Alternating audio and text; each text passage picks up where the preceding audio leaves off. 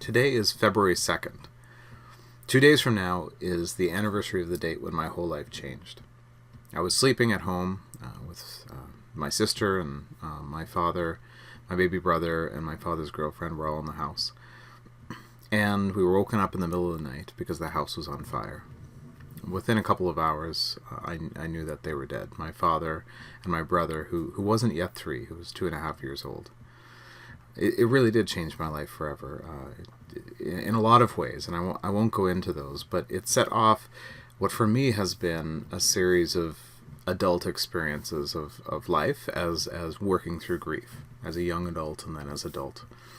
In 1998, my sister-in-law died of a brain tumor. My grandfather and my grandmother died of cancer. A few years later, my grandfather died of kidney failure. And in 2011, my cousin Charles, who I grew up with, he was my best friend, we're just a week apart in age, he died of a brain tumor in 2011, left behind a wife and a young daughter. And then finally, 2 years ago, my mother died on February 12th, 2016, after a very quick, rapid loss to cancer. It's wearisome. It's wearisome, this grief, this energy that pours into the life of loss. And something happened after my mother died a couple of years ago. And it was that I was reading through, as a C.S. Lewis scholar, I was reading through C.S. Lewis's works chronologically, going from beginning to end. A huge project that took me years. And it just so happened that I came to the book A Grief Observed just at the point when my mother had passed away. And so I read it in the context of somebody grieving. So rather than as an intellectual or an academic or a teacher, a critical reader, I read it actually just as a participant in the story. And so today I wanted to use A Grief Observed to hopefully stimulate a space for good grief within a Christian response to loss and to death. What is the space for mourning? What is the space for loss? How do we participate in that? And I want to suggest that A Grief Observed gives us some lessons for doing these things from somebody who was experiencing that grief himself. And the grief, of course, was the loss of Joy Davidman, C.S. Lewis's wife. There's some still shots there from the film Shadowlands, where Deborah Winger and Anthony Hopkins play the main characters of C.S. Lewis and his wife Joy, and some interesting moments in the film. But let me actually press in, because I think the book A Grief Observed is more intense, is more troublesome and interesting. Cancer and cancer and cancer. My mother and father, my wife. Who is next, I wonder, in the queue? C.S. Lewis asks. Have I forgotten the moment of bitterness when Joy cried out, and there was so much to live for? Yeah. I remember asking my mom, just when she found out that her cancer was terminal, how she felt. And she had a grandson who was just a little over a year old at the time, and another grandson who's 11 years old. And she said she was disappointed. And that's a real poignant moment here from Lewis. Did you ever know, dear, how much you took away with you when you left? These snapshots from within the book, a very short book. My copy here is just a little thin, tiny book, and fairly large print at that. Very small book, and yet has these moments of poignancy. And so let's press in on this book a little bit and see what we can learn from it. So just, you may not know a lot about Joy Davidman. I blogged about her and others have written about her. Here's a resource page if you want to pause the video and just take a look. These are books that can be helpful, as well as a timeline of her own life. She was a poet, a junior, an amateur scholar, a writer, ultimately a Christian writer, a Christian convert from a Marxist worldview into Christianity, an American who fell in love with Lewis, and they married in hospital in 1957, and they spent about 3 years together before she died in July of 1960. Now, A Grief Observed was written just in the first few weeks after Joy's death in July and August of 1960. Lewis wrote it and then submitted it. I mean, a journal, and then submitted the journal to Faber and Faber. And T.S. Eliot read the manuscript, and according to Walter Hooper, was moved by it. And he knew who it was. Eliot figured out who it was. And even though Lewis had tried to kind of hide it, and still Eliot kept the secret. Ultimately, they came up with an agreement to publish it under a pseudonym.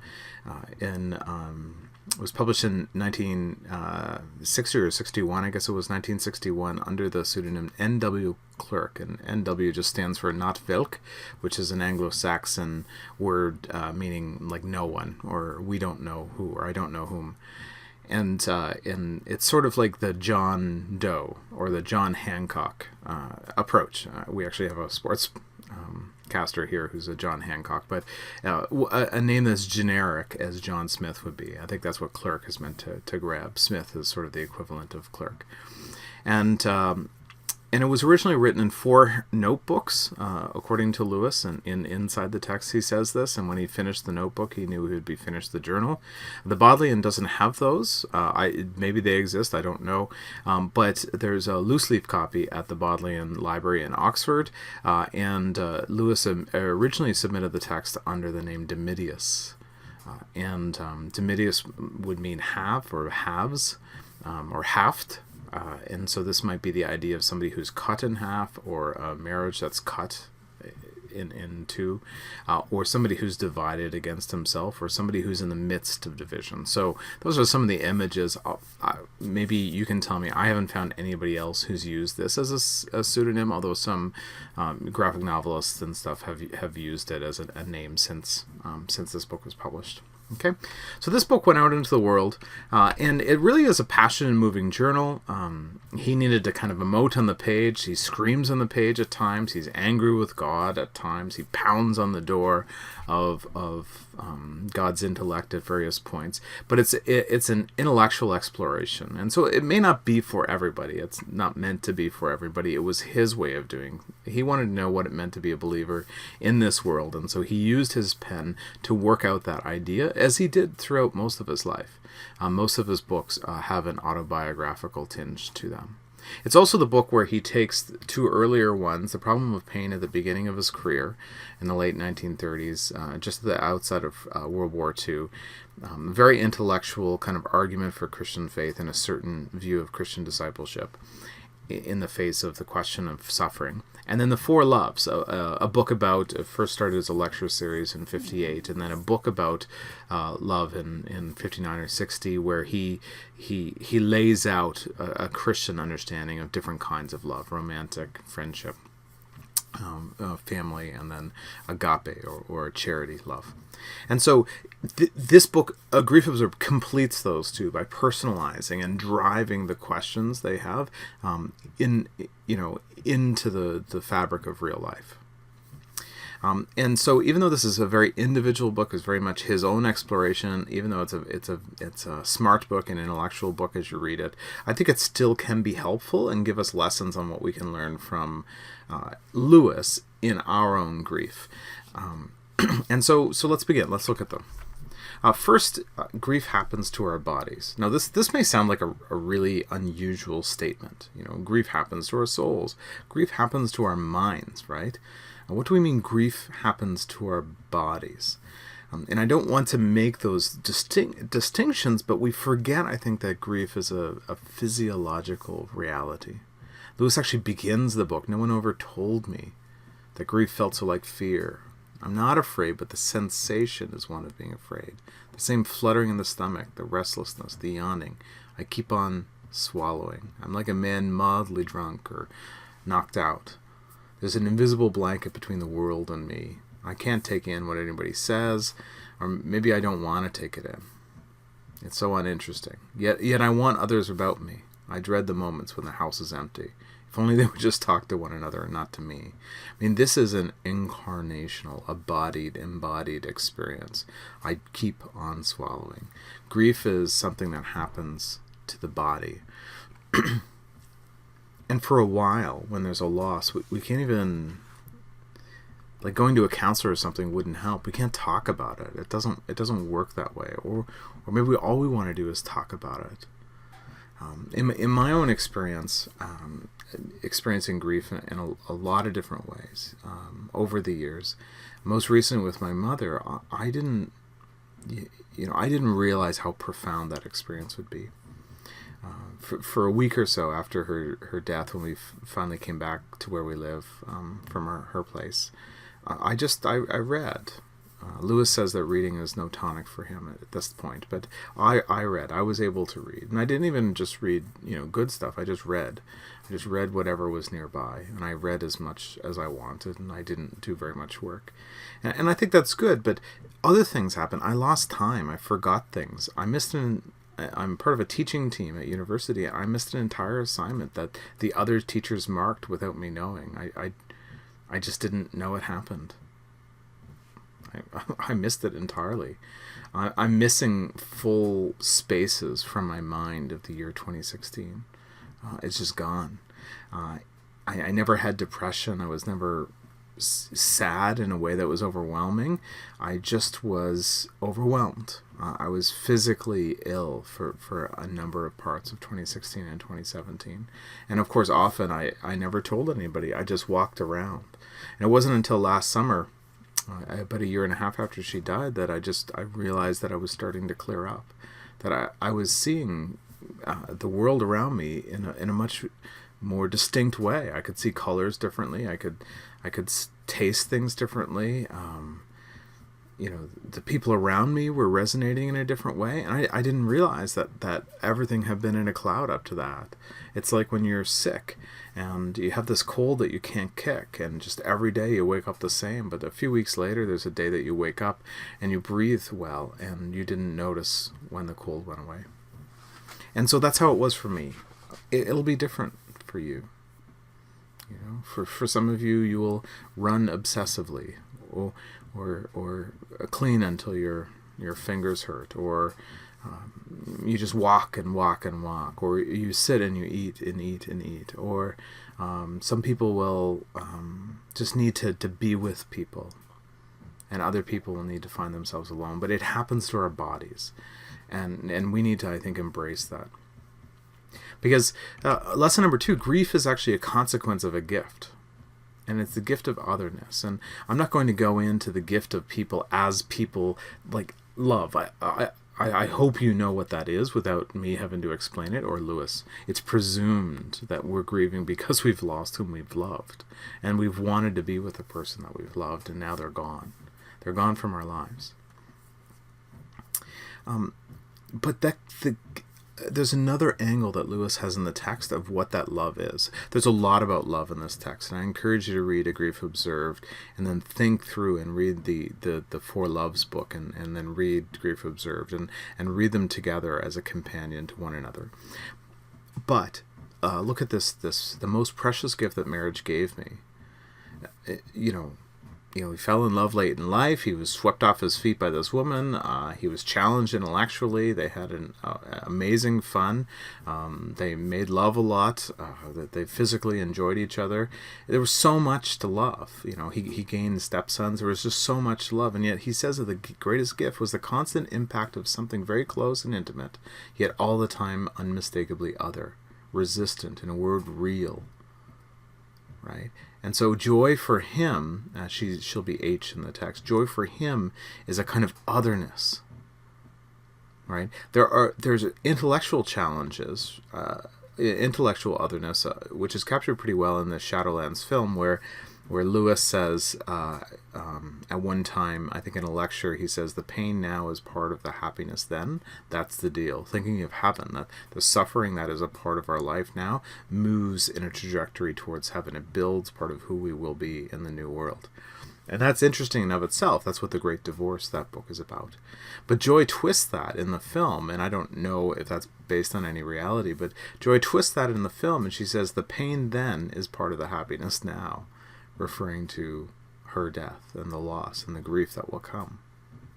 So even there's an otherness of ideas. There's a pushing back of ideas, which I think is kind of brilliant. But that's not exactly what's happening here. It's this sheer otherness. It's somebody who brought Lewis out of his shell, brought him out of his closed world, and have him experience someone else in his world, unignorable, totally present. God, why did you take such trouble to force this creature out of its shell if it is now doomed to crawl back, to be sucked back into it? So others give us life. They give us a sense of otherness. We are not individuals. We're not automatons walking through the world with no one else connected to who we are and what we do. That's not us. That's not us. We live with one another. We're meant to live with one another. We need, in order to have strength, we actually need to brace our feet against some other part of the universe, and that is the gift of other people. And embracing our feet, we find that tension and we experience the love of the other. And when that's gone, it just feels like everything slips out. All the foundations. Islands afloat. Everything's awash. And this is a gift. It's a cruel gift, maybe, but it's a gift. It's a gift. Number 3, even if this one is a bit controversial, but Lewis uses the text and takes his anger and doubt to God. The text is written to God, like Augustine's Confessions. Or maybe some of your journals, the way you journal, are sometimes prayers. But look at this passage. Meanwhile, where is God? This is one of the most disquieting symptoms when you're happy, so happy that you have no sense of needing God, so happy that you're tempted to feel his claims upon you as an interruption. If you remember yourself and turn to him with gratitude and praise, you will be, or so it feels, welcomed with open arms. But go to him when your need is desperate, when all your help is vain, and what do you find? A door slammed in your face, and a sound of bolting and double bolting on the inside. And then silence. It's quite a statement. You may as well turn away. The longer you wait at this door, the more emphatic the silence will become. There are no lights in the window. It might be an empty house. Was it ever inhabited? It seemed so once, and that seeming was as strong as this. What can this mean? Why is he so present a commander in our time of prosperity, and so very absent a help in time of trouble? Now that's a really upside down version of the scripture passage. There is no answer, only the locked door, the iron curtain, the vacuum, absolute zero. Them as asks don't get. I was a fool to ask, for even if that assurance came, I should distrust it now. I should think it a self-hypnosis induced by my own prayers. And so he's caught. And the whole text is like this crying out and this taking things to God. And I understand that there's some people that maybe you're watching and you're just like, no, with God, we aren't to be sacrilegious. We aren't to say unchristian things. Our prayers are meant to be, and one of the reasons we have a prayer tradition is so that we pray the right things to God. And I think Lewis and I agree that you actually are to pray the wrong things to God. You are to pray your honesty to God. And I think you can take these things to God. It may feel like you're pounding down the door. It may feel like your prayers go up and they hit the ceiling. It may feel like your cries go unanswered, and God may not answer your prayer. You may never feel the presence, and you may never get the healing of the loved one, or you may never get the recovered vision of what life could be like. I don't know what to say. Turn on the television. There's lots of late night preachers that will tell you differently.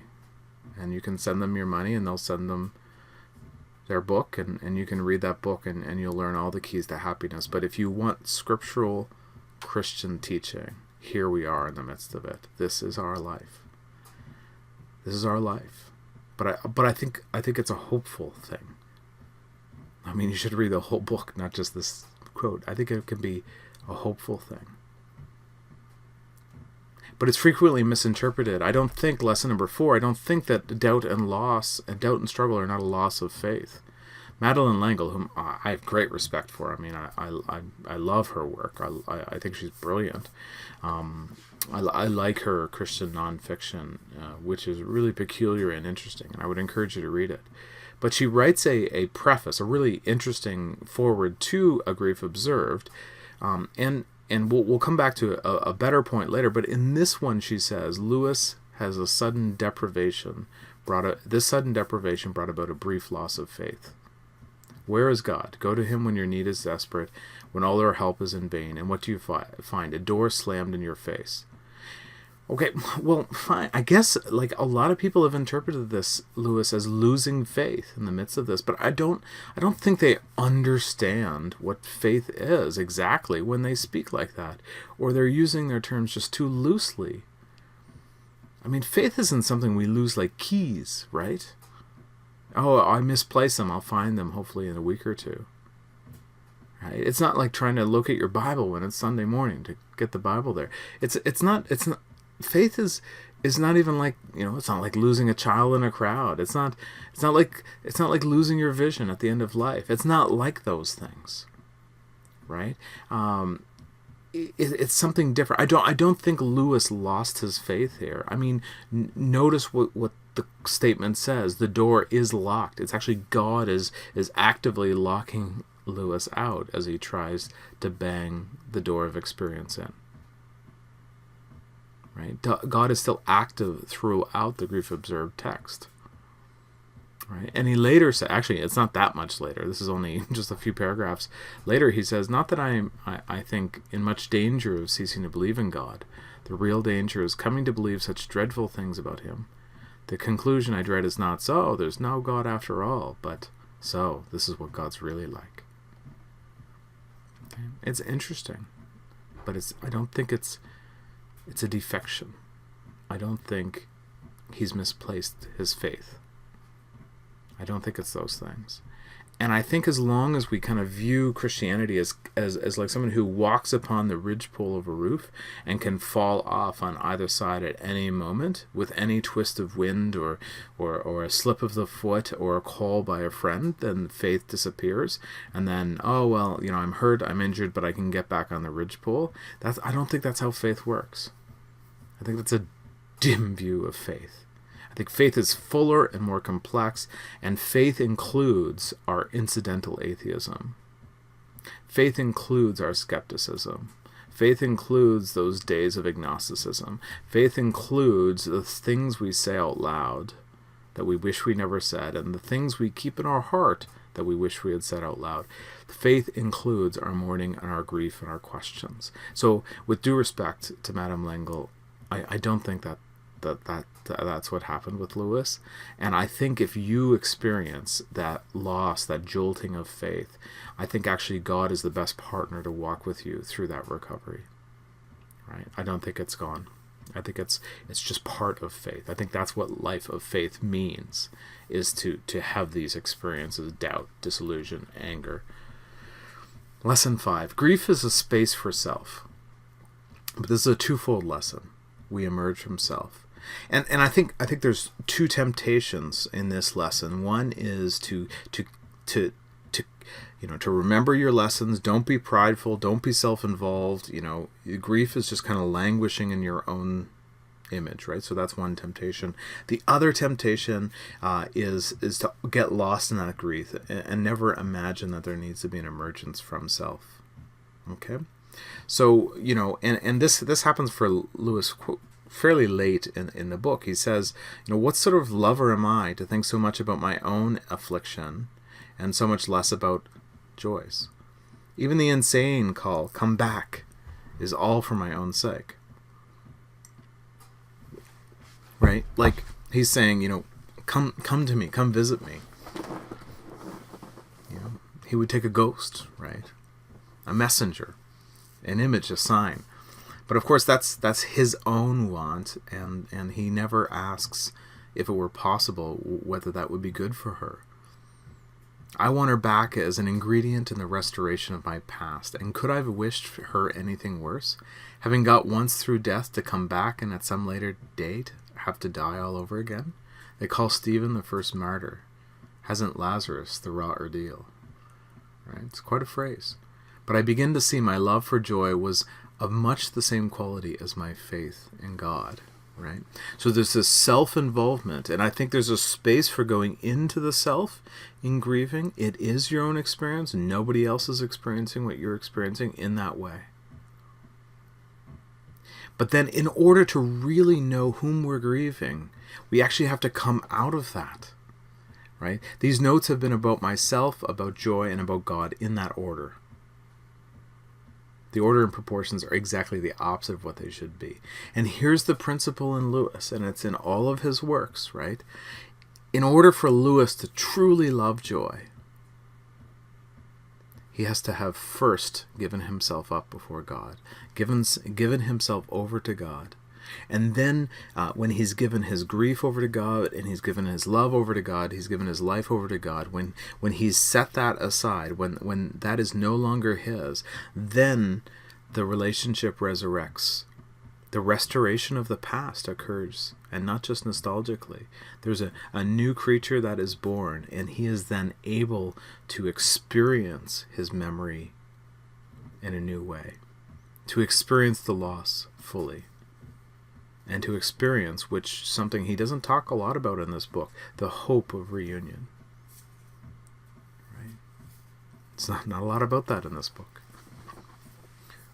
That's such an interesting thing. And if you look at this book, it is like all of Lewis's books. It's like all the characters in The Great Divorce. It's about losing oneself. It's about self-death in order for there to be resurrection. It's an incredibly, incredibly offensive teaching. But for those who look to the cross, it is the center of who we are as Christian people. Number 6, it is good to tell the stories of our lost ones. And I think this is an important thing to remember. Okay, it's not terribly deep. It's just a reminder. Did you ever know, dear, how much more you took away? So in this book, as it parallels, it's prayers to God and it's prayers to Joy. In this case, he talks to Joy. But at another point, he says, praise is the mode of love, which always has some element of joy in it. So he's talking about praise of joy initially. So he praises Joy. And there's some really lovely kind of moments of elevated romance and connection in the book. Praise in due order, of him as the giver, of her as the gift. Don't we in praise somehow enjoy what we praise? However far we are from it?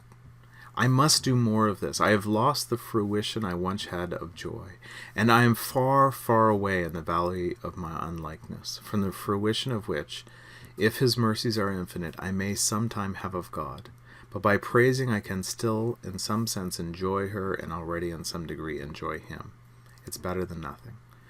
And so I think enjoying the person that we've lost, telling stories about them. I mean, there's a point you can't. You just can't even talk about it. I mean, this is one of the worst things as a teenager, as a young teenager, to have my father die, my brother die, and the whole world wants to talk to me about it. And every day when I went out of the house, this was on people's lips. They're ready to speak to me about my father. Right? Even today, just a few months ago, I encounter somebody from my past, and he looks to me and he puts his hand on my shoulder and he says, "Your father. I know your father." And there's tears in his eyes. This rugged man who works in tin and steel, who's spent his life, never saying words like this, turns to me and says this. And so I understand that stories don't always go well, but there will come a moment where it's time to tell the story. It's time to talk about that person. I think in this case, obituaries are a blessing. They make us say out loud the eulogy of a person's life, the good words of their life. And this is, they're awful. I refused to write my mother's obituary the way that obituaries are written, and instead wrote something different, and my sister and I were of one mind about how that would look. And it's good to tell stories, but I would encourage a sharing circle. I would encourage the blogging and journaling. I would encourage fireside chats and moments over food and wine to recover and remember a person. I think it's good to tell the stories. I'm not sure that funerals should be had in the first few days. I don't know. It's maybe too soon to tell the stories. It could be too soon. With my mother, we waited too long. We waited 6 months. But there was storytelling when it was finally time to have her memorial. And I appreciated that. And I appreciated the stories that came in from around the world of people who knew her. She lived a very quiet life, but it was one that was impactful in certain ways. So tell the stories of your love. I think that lesson comes out of this. And then finally, the last lesson, and it's not so much in the text, but around the text, and because of the text, is that each person experiences grief differently. Here's Madeleine L'Engle again in her introduction, her foreword to the book. After the death of my husband, another friend sent me A Grief Observed, and I read it, expecting to be far more immediately involved than I had on the first reading. That was actually when the book came out in the 60s. Parts of the book touched me deeply, but on the whole my experience of grief and Lewis's were very different. Perhaps I have never felt more closely the strength of God's presence than I did during the months of my husband's dying and after his death. It did not wipe away the grief. Well, Madeleine L'Engle's own lesson is interesting in the preface. I know I critiqued her above, but I think this is an important point. Her own grief path is different than Lewis's path, but reading Lewis's path still informs her own path, and my path, and I hope your path. Douglas Gresham reminds us that the title doesn't say Grief Observed, but the grief observed, or how grief is observed, but a grief observed. This book is a stark recounting of one man's studied attempts to come to grips with and in the end defeat the emotional paralysis of the most shattering grief of his life. It's one man's attempt, and this is from the stepson of C.S. Lewis, the daughter of Joy, who is H in the text. I don't know what you're going to experience in your grief. I do know you will experience grief. If you live long enough, it will happen. And I couldn't have anticipated my own experience. Losing my mother was completely unlike anything I've ever experienced. And it was unlike anything I could have imagined. And it was like everything I did made it worse, really. It was just not true. It's just how it felt. But in my own grief, in my own struggle to emerge from that, I discovered that nobody had a primer for me on how to do this. Of course, this video is not that primer. Right? I give you these lessons, but if lesson number 7 is true, then all the previous lessons may not be. Right? Or at least they may not feel true to you, or they may not be valuable to you. We each draw different strengths from it, and I think that's the value of this book. While many have praised it, perhaps the greatest testimony is its function as a gift. Madeleine L'Engle got it as a gift, and actually there's a rumor, I don't know if it's true, that C.S. Lewis received it as a gift from somebody who didn't know that he had written it, right? But sent it to him as a gift, and I think that's an interesting testimony to the power of this book, this little book. Well, so we come back to this day, this anniversary.